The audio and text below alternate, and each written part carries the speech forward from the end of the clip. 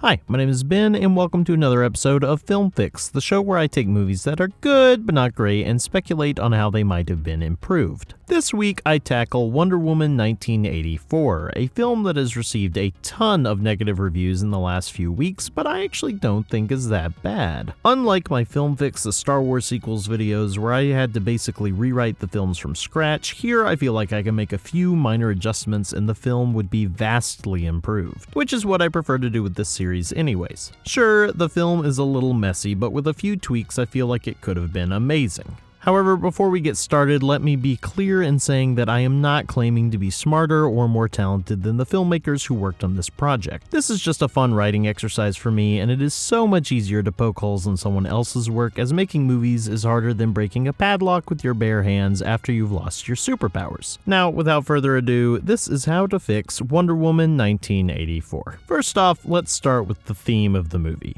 That is the truth. That is the only truth, and truth is all there is. No true hero is born from lies. And you cannot have it all. You can only have the truth.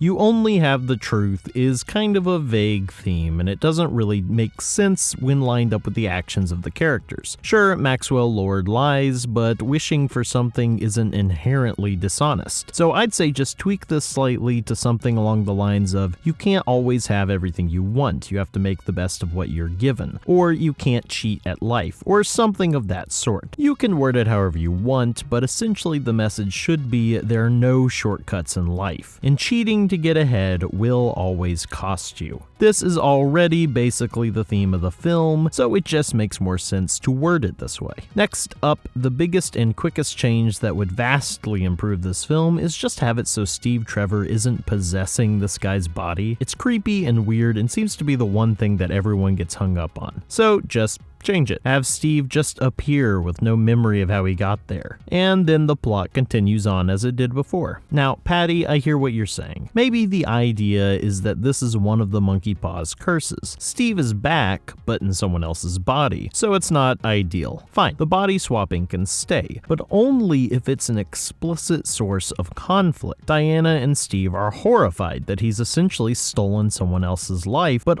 also, Diana is not willing to let Steve go. Make it so Steve desperately wants to free this man he's possessed, but have Diana be more reluctant. Make it hard for her to do the right thing, so she seems even more heroic when she finally lets him go. Either of these fixes I think would work fine and make it so it doesn't feel like such a strange detail. Also, a small pet peeve of mine, I would have liked it if their heart-to-heart where she decides to renounce her wish wasn't in the middle of the chaos of Washington as it falls apart. I don't know why, I just feel like it would have been more powerful if it was a more private and quiet scene. Also, let's talk about the runtime real quick. At 151 minutes, this movie is just too long, and there are some easy ways to trim down the fluff. Get rid of the exposition scene where this dude describes what the wishing rock does. We've already picked up on it by this point in the film, and it could be replaced with just a few seconds of Barbara explaining it at the beginning of the movie. Just a quick scene where she reveals some research she did on the rock or something of that sort. There's also a ton of scenes that could be combined with other scenes, or cut all together,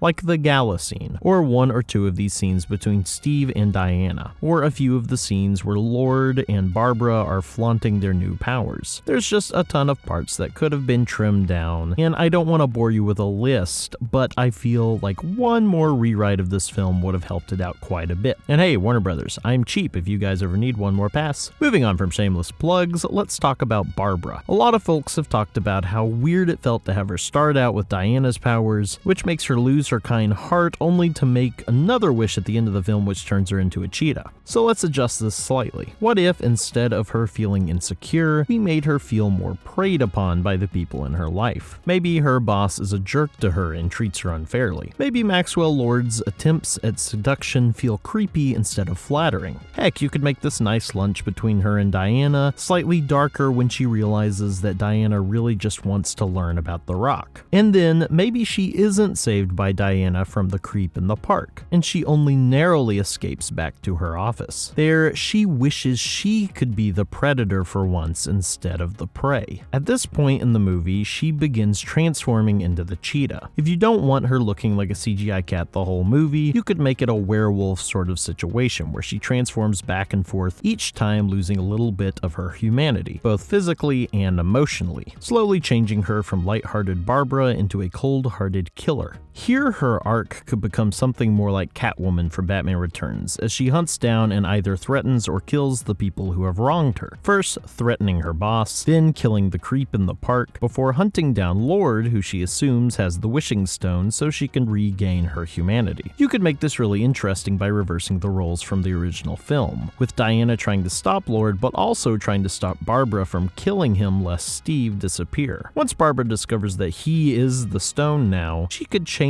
her mind and decide to team up with him, intending on using him to gain more power for herself so she would never feel weak again. Now, speaking of Lord, let's move on to him. There's a lot of nitpicks you can make about how his powers work, but for the sake of simplicity, let's just keep most of it the same. Every time he uses his power, he breaks down a little bit more, losing more and more of his health and just kind of deteriorating.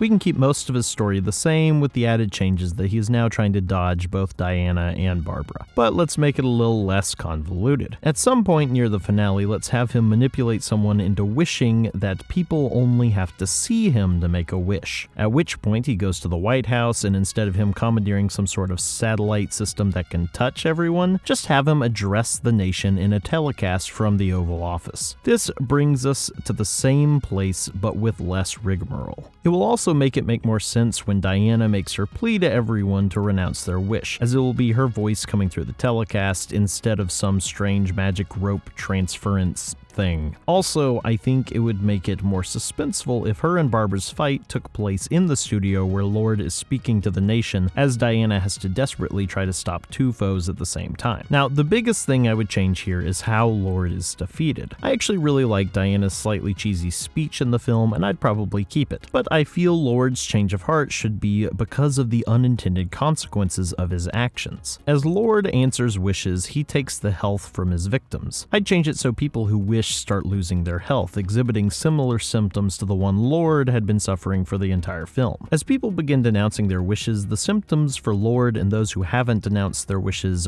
worsen. In the original film, his son says, "I wish you were here, Daddy," and for some weird reason that doesn't happen. So in this rewritten version, I want his son to watch him on TV and wish he was with his dad. He appears in the studio and immediately runs up to his father before collapsing, bleeding. In a moment like that, out of the Legend of Midas, Lord realizes his mistake, what his greed has cost him. He asks Diana to help him, and she tells him the only way he can be helped is if he denounces his wishes. He then has to decide. What does he love more, his son or power and success? And of course, he denounces his wishes. Everything goes back to normal and his son awakens. At which point we can have a similar heart-to-heart moment they shared in the original film, but now it might make a little bit more sense. Barbara, who did not wish on Lord but the original stone, escapes, her wish retained for if you want to bring Cheetah back in the future. Wonder Woman flies away as before. And those are just some of the small fixes I think would have helped Wonder Woman 1984 be a more compelling film, but maybe you disagree. So comment below and let me know what you like, what you don't like, and how you would have fixed this film. I'm interested to hear what you guys come up with. And as always, thanks for watching.